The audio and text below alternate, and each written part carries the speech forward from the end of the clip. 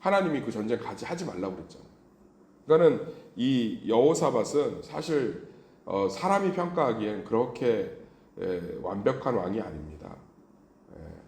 선한 왕이 아니에요. 그런데 하나님 보시기에는 그 말씀에 대한 태도들, 그것들이 온전함이 있었던 거죠.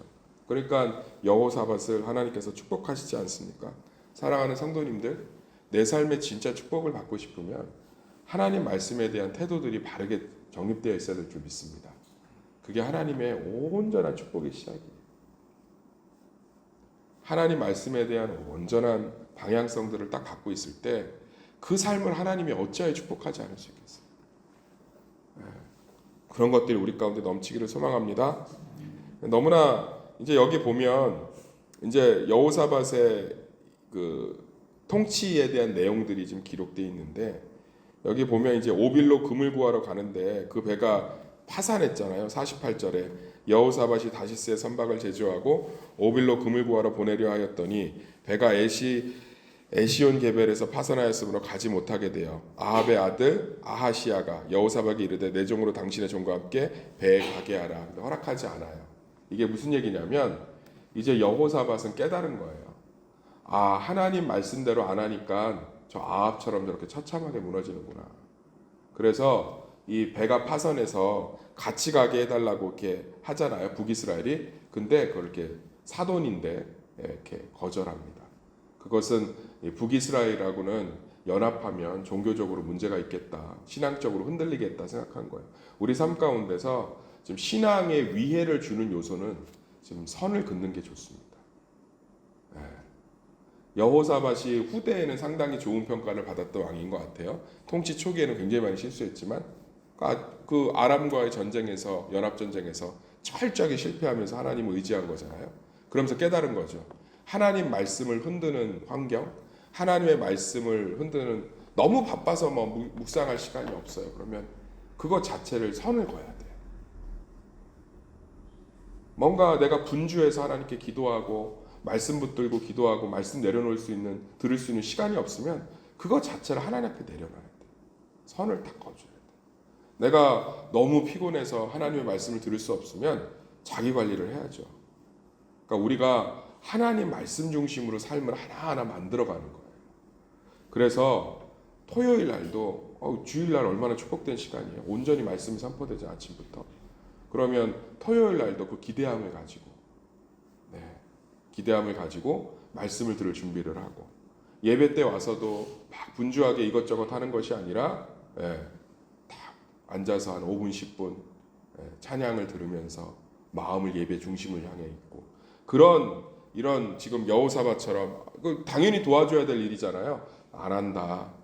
내가 젊었을 때 통치 초기에 겪어보니까 하나님의 말씀에 위해되면 하나님 말씀을 내가 온전히 지키지 못하면 이제 아합 꼴 난다. 나는 그렇게 안 한다. 그래서 딱 선을 그잖아요.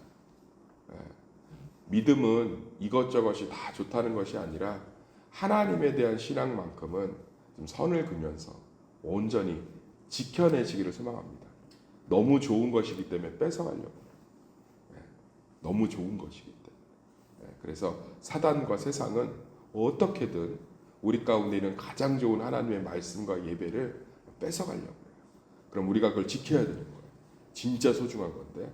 그래서 오늘 여호사밧 열왕기상 말씀 앞에서 정말로 오늘 하루 묵상하시면서 정말 참된 선이 내 완전함에 있는 것이 아니라 하나님 말씀을 향한 태도에 있는 것이고 내가 말씀 중심의 신앙생활을 하면서 방해되는 것들이 있으면 정리도 좀 하시고 그것들을 통해서 삶의 말씀의 우선순위를 최고로 두시는 그 축복으로 정말 하나님의 은혜를 마음껏 누리는 새벽 성도와 이 음성을 듣는 성도들 되시기를 예수의 이름으로 축원합니다.